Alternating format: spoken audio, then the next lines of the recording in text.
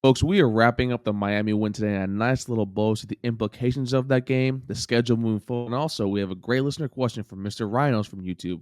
All that and more on today's edition of Locked On Seminoles. Let's ride.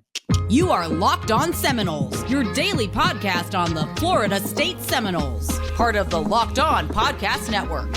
Your team every day.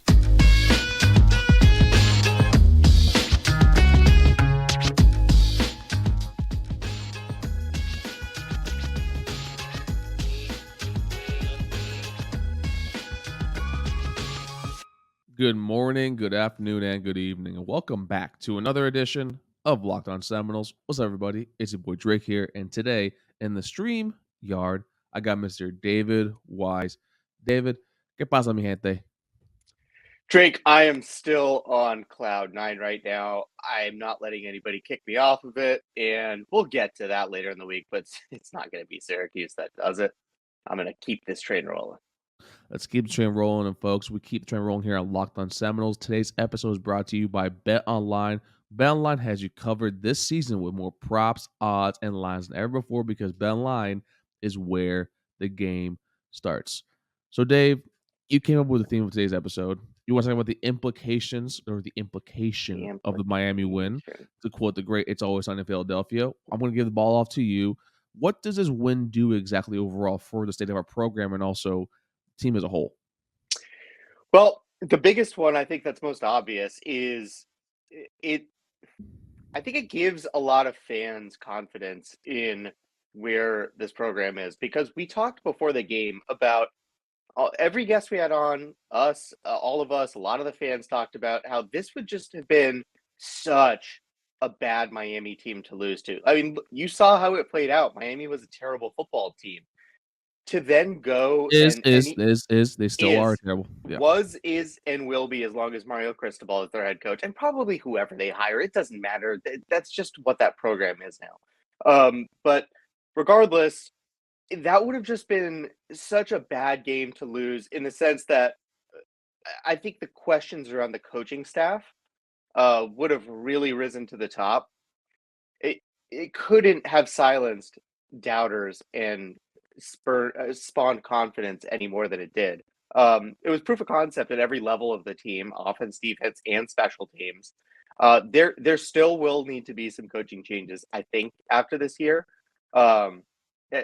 Just a couple position coaches, if anything. But that game let you know that we're on the right track.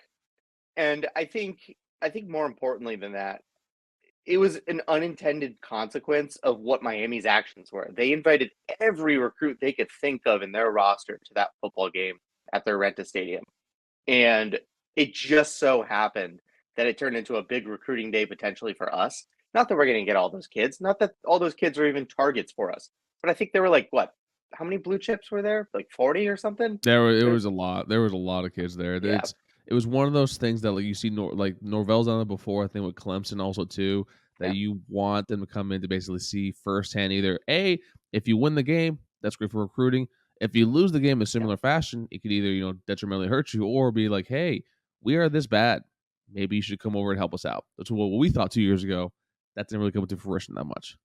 Yeah, so it had the dual benefit of, A, I think probably putting us on the radar for some recruits that maybe we weren't, in the mix for it all. B, I think giving some kids some things to think about that we're considering Florida State. But C, and perhaps most importantly for us, it can't not to some degree cool off Miami recruiting. Not that it's going to get kids to decommit, but getting kids to second guess whether they're really interested in Miami is always going to be a benefit to us. Anyone that we play every year, I don't want blue chip recruits going there.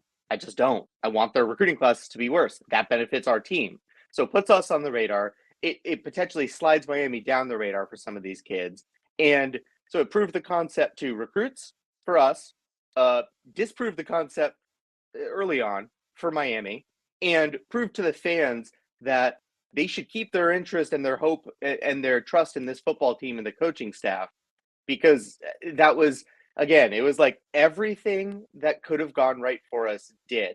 And it didn't feel like an accident because it was so consistent throughout the game. Yeah, it felt like that actually, like, I think accents whatsoever. It was not fluky at all whatsoever. You were Yeah. clearly the better team, like by leaps and bounds, and that's something that we wanted to see overall with this team. And recruiting wise, I think you're absolutely right.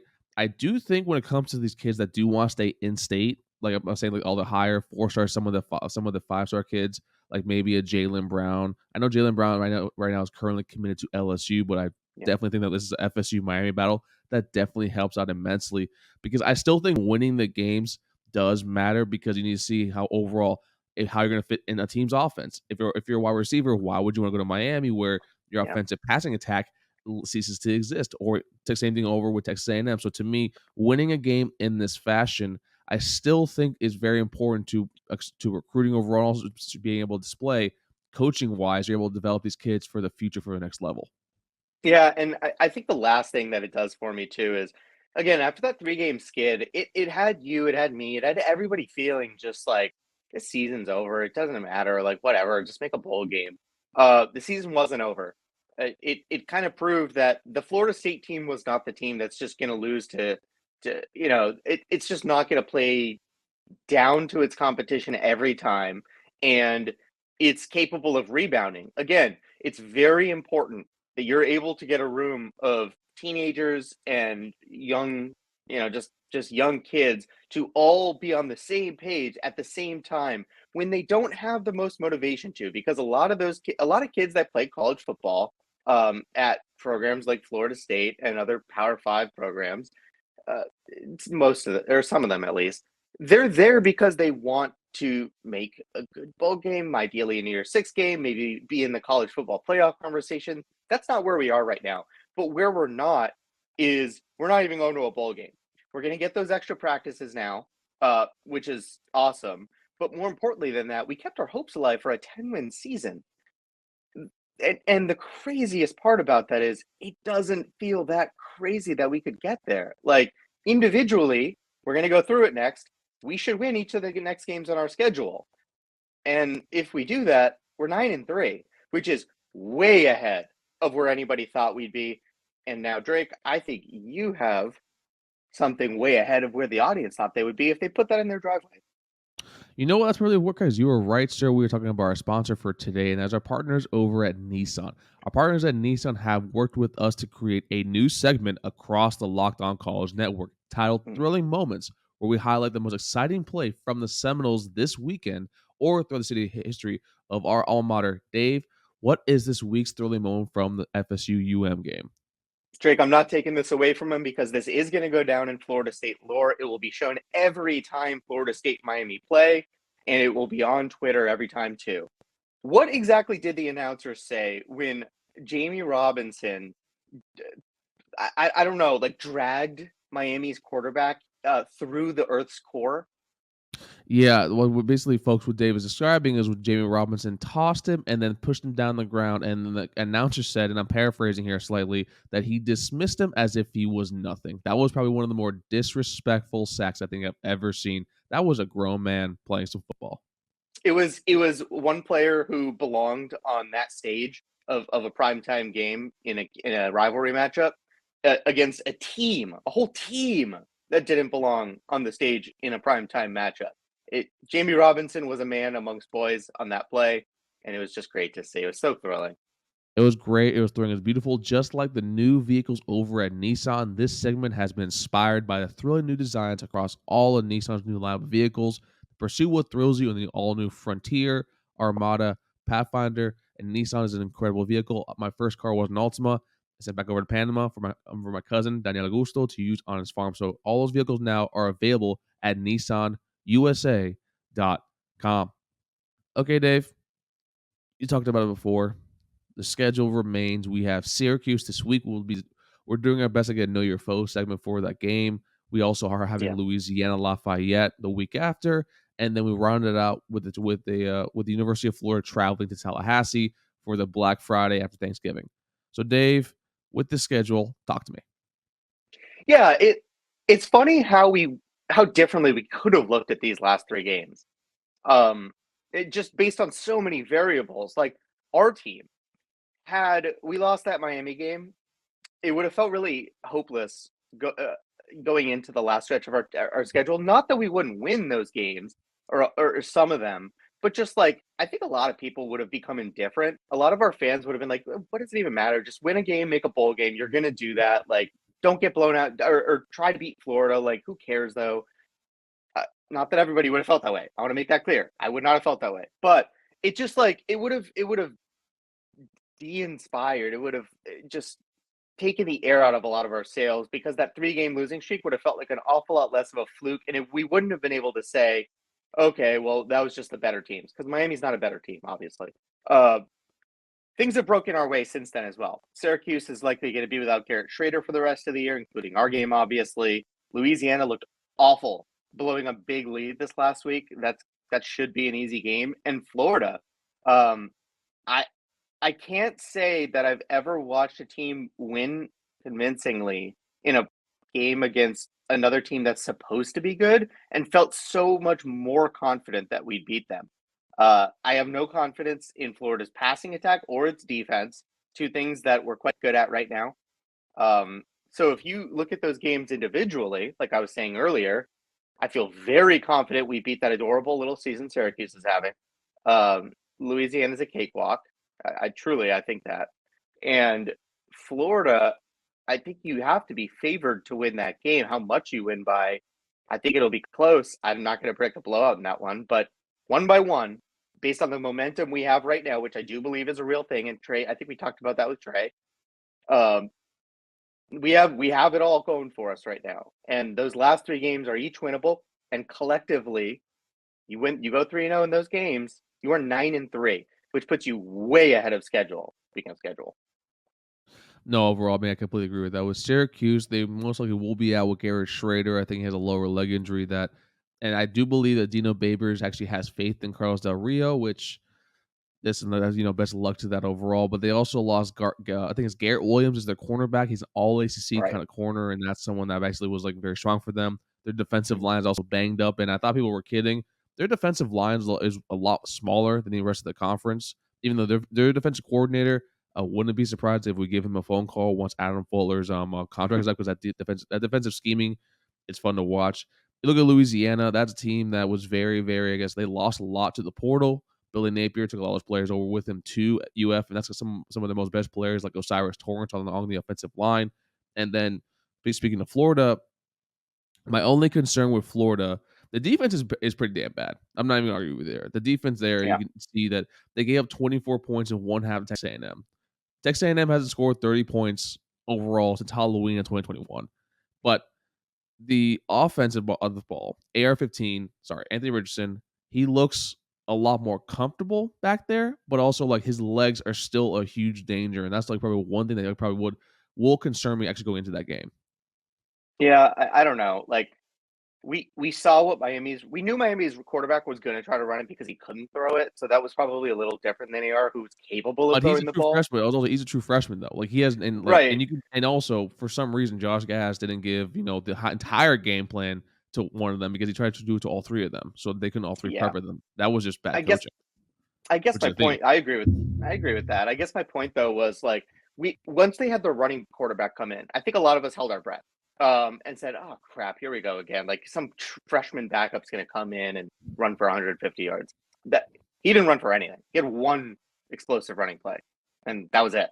So I don't know. I think the threat of being able to pass makes that obviously a more difficult matchup because he's 2-dimensional, or multidimensional. But I still think we should be favored in that game. And one thing you said is really important: Syracuse's injury issues right now. Does it feel, and I saw this great tweet on Twitter yesterday, does it feel like we sacrificed our basketball program to the football gods because our injury luck has suddenly become better? Fabian Lovett's presence in that Miami game made a world of difference. The offensive line getting healthy makes a world of difference. Jordan Travis has avoided contact all year, and he's stayed healthy. Him being on the field has made us a better football team because he's developed into an incredible Power 5 quarterback.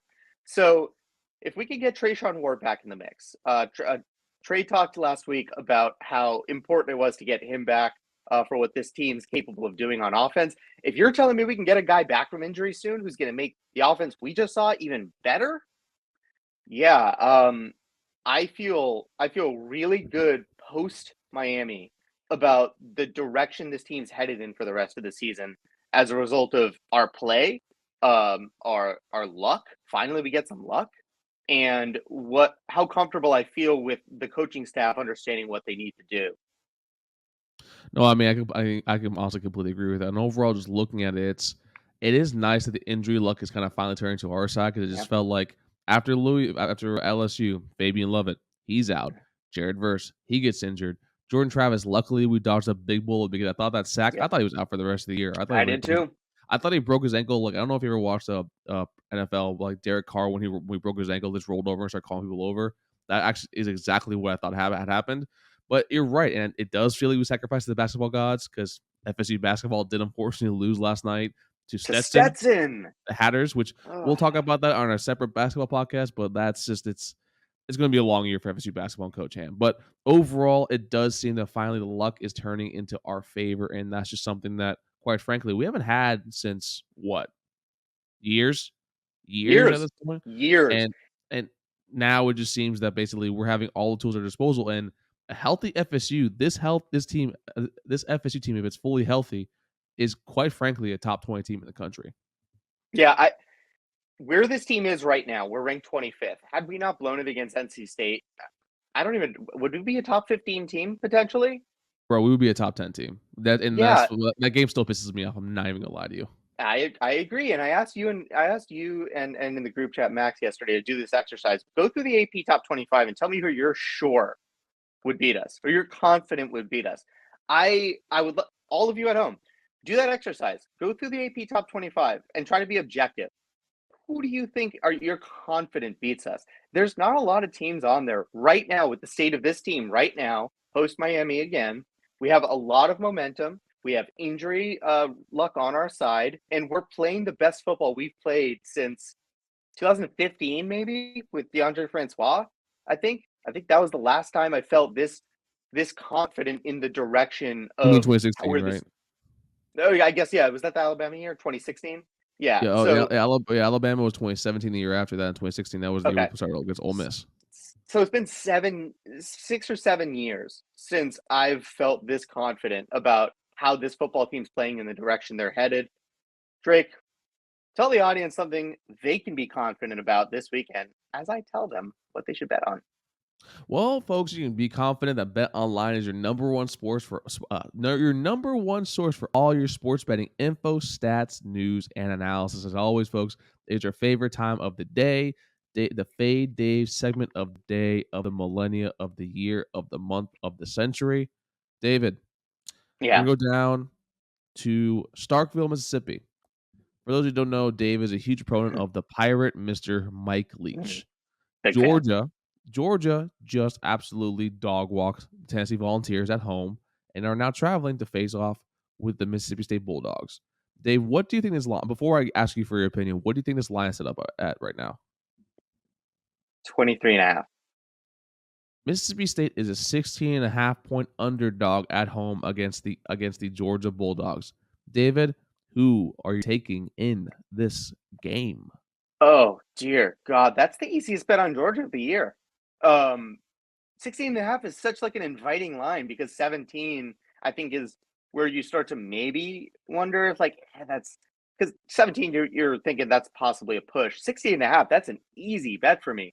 So if you watch Mississippi State's last game, Mike Leach took the chairs off the sideline because he was so pissed off at the way his receivers were playing.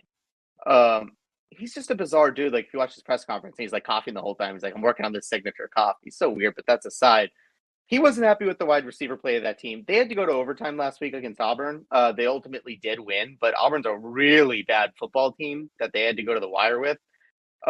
It's one of those classic letdown spots for Georgia after you have like one of those huge games against what was supposed to have been allegedly the best team in the country. They felt disrespected and did what they did. I don't see a team that far and away better than pretty much everyone in the country having a letdown against a team that had to take Auburn to overtime. So give me Georgia. So, folks, take Dave at minus 16.5, or the more profitable route is to fade Dave and ride with Mike Leach, take the pirate ship as they storm back into Starkville and take Mississippi State Bulldogs to cover at plus 16.5 at BetOnline, because BetOnline is where the game starts. All right, Dave, we're at Yep. the end of the show today. Let's wrap this up. We have a listener question. It was a very good question. I sent it over to you. Let me pull it up actually right on my phone. I took a picture of it. It is from Rhinos on YouTube, RYNOS. And he asks, excuse me, sorry, I'm battling a little bit of cough over here. What's the most important victory? Clemson, Miami, or Florida? As much as I hate Miami and dislike Florida, Clemson to me is the more important victory because beating Clemson, in my opinion, means we should be contending for the ACC championship and a possible playoff berth. What are your guys' thoughts? Dave, what are your thoughts on the question?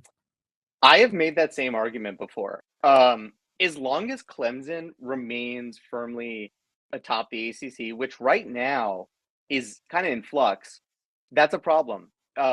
Because we're in the same division of the conference as them. We're going to go to divisionless soon, so that'll matter less. But that team has just had a stranglehold on our ability to get to the ACC championship, which I think is a prerequisite as an ACC team to making the playoff. I don't think you as an ACC team can miss the ACC championship game and still make the playoff. You'd have to have a scenario where like Clemson's 12-0 beating Florida State and we're 11-1, and then Clemson blows the ACC championship game to like a bad Coastal team, and then everything else in the country just goes into chaos the last week for us to make a playoff if we're 11-1. So I think you have to beat Clemson, to get back to where Florida State aspires to be as a program, which is to playoffs and championships. And beating Florida and Miami are both equally nice for the same reason. We recruit against both of them, and obviously they're rivals. I love beating both of them. It's funny being able to joke about it. It's funny to be able to set back both of their programs, especially because Florida is always the last game of their schedule in the regular season. And I love sending them into the offseason with no momentum, especially because they both have new coaches. So they're super vulnerable right now. And they're super the ability to set an impression on those teams about how far they are behind Florida State, and to our fans of how far we are ahead of those programs, how much confidence they have in their coaching staffs would be awesome. You have to beat Clemson and set them back. This Clemson run has to end. I'm sick of them having 5-star quarterbacks backing up 5-star quarterbacks. Their recruiting momentum needs a huge hit, and it's going to have to come by them losing a few games, which one of those needs to be us. Yeah, it's one of those things where, like, personally, I prefer to beat Florida and Miami because I hate both those schools. I mean, like we just discussed with I guess Dono and also Trey over here. Florida to me is like up over here. Miami's like right here, basically on the hate metric. Yeah. But Clemson is the more important beast to deal with because Clemson for the past 10 years has made this not dynasty, but basically like they have a very solid run of 10 years, a dynasty. You know, they've won 2 championships. You know, that's great. They're recruiting, 5-star quarterbacks with, basically replacing Deshaun Watson, replacing him with Trevor Lawrence, replacing him with DJU, replacing DJU probably with Kate Klubnik next year. So overall, like it is very important to basically stop that run because you're right. They right now, everyone knows who Clemson is. You're about to have random Clemson fans in different pockets of the country, probably 10 to 15 years from now. And then also you basically you compete with them in the Atlantic year in and year out. And basically, if you can't go to CFP in a new playoff format, if you can't even get out of your own division. So it is more important to beat up Clemson, especially also because everyone knows I really, really dislike Dabo Swinney. I think he's a moron. So. Yeah, I also dislike Dabo Swinney. That would be the last thing I think. Like getting him out of there, I don't know if that's better or worse. Like on the one hand, without his coordinators, I'm still very curious to see without the guys that left that program how Dabo Swinney performs at Clemson moving forward. That's still a case study, and you're seeing immediate results this year of their worse. It's hard to say they're not worse. They're deniably worse. I know they did a really well. Sorry to cut you off, but I know they did really well the first few weeks. But they're not the same team anymore. They really aren't. Tony Elliott's gone. No, they're not. That's right. I compared them to kind of 2014 FSU, where every game that we won was like by the skin of our teeth. Ultimately, we won all our games until I don't want to talk about the Oregon game in the playoff, but Clemson didn't. So if anything, 2014 FSU is too much of a compliment for them. They have regressed so far since Dabo's left and right hand man have left, and just kicking that mini dynasty, it's not a dynasty, kicking that mini dynasty, that decade of dynasty off of its perch is, I think, going to be more beneficial to Florida State's ability to do what it wants and needs to do in the near and long term. No, I completely agree with it. I'm looking actually over the recruiting class right now. I don't see it's interesting. I don't see a single player from the state of Florida committed to their school right now, which is a really interesting, I guess, kind of tactic. I do see most of them are from Alabama, most of them are from Georgia, but yeah, there's not a single player from the state of Florida actually currently committed to that. Actually, no, sorry. There's one where the Kylan Webb that could actually pretty good. But overall, like I do agree with that. It's when you lose staff like that, Brent Venables, when you lose Tony Elliott, Jeff Scott, who just got fired from USF, he left there a few years ago. It does basically ask you whether or not are you able to improve that. But then you see Dabo Swinney hiring within, internally hiring his offensive staff, defensive coordinators too as well. Like it limits you overall as a program. And I think Dabo's like I said, the dynasty was crumbling back basically when Ohio State beat the crap out of them in the CFP. That was their, in my personal opinion, that was their Oregon moment, right? So Oregon against us from 2015, 2014, like that was their Oregon moment. Yeah, so we need it to happen. We are on the rise. I think that's demonstrable. How we finish these last games of the season, I think, will determine the trajectory of that rise, because we'll have so much momentum going into next year, but B, depending on who leaves and who we bring in and what we do in the transfer portal in the offseason. I mean, I'm not going to go out here and predict we're going to win the ACC, or we're necessarily going to win the ACC and go to the playoff next year or anything like that. I think that would be jumping the gun a little bit. But we're 12-0 next year. We're going 12-0 next year. What are you talking about? We're going 12-0 next year. What are you talking about? Right. I do think we should compete for an ACC championship next year, and there's only one of those teams that's going to be in our path for that. And I have a newsflash for you. It ain't going to be Miami. It ain't going to be Miami. And also, remember, they're getting rid of divisions next year. So it's going to be your top two teams. And so we have to worry about all this the Atlantic division being basically demonstrably better than the Coastal, whatever the hell's going on over there. I don't think they play football in the Coastal. I really don't. But, folks, we do play football here. We talk football here. We talk all sports here. We're going to talk about the basketball team on a later date. But, folks, thank you guys so much for being Locked On Seminoles, your first listen each and every single day. And as always, don't forget 5-star reviews, either Apple Podcast, Spotify, Stitcher, or reach a podcast from Dave. Let the folks know how much you love them and give them the YouTube instructions. Yes, I do love each and every one of you. Again, we could not do this without you. Thank you so much for being here. We hope you enjoyed the show today. If you did, give the video a like on YouTube, please. If you like the content, subscribe to the channel. Ding the little bell at the top. Turn on your notifications. It'll let you know when episodes drop. But please do leave a comment, because this comment today was one of the better ones we've gotten that made us think an awful lot. And obviously, we felt compelled to talk about it. And if you leave us a good comment, we're going to do the same. There's a chance eventually when we get to the off season that we could have some people on the show to talk about their comments. And I just, that's an off the cuff idea right now, but I really like that, because that comment today I think was the best one we've gotten. And I appreciate you guys leaving us that kind of feedback and asking us those hard-hitting questions. We love to see it. Please keep doing it.